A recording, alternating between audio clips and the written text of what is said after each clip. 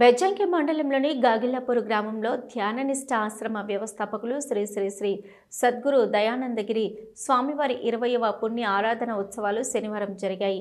ఆశ్రమ అధ్యక్షుడు అరకొంతం మల్లారెడ్డి, నిర్వాహకులు అన్నాటి రామరెడ్డి, బద్దం శ్రీనివాసరెడ్డి, బద్దం భగవాన్ రెడ్డి తెలిపిన వివరాల ప్రకారం భగవద్గీత పారాయణం, విష్ణు సహస్రనామాలు, లలిత సహస్రనామాలు, షోడశోపచారంతో ప్రత్యేక పూజలు నిర్వహిస్తారు.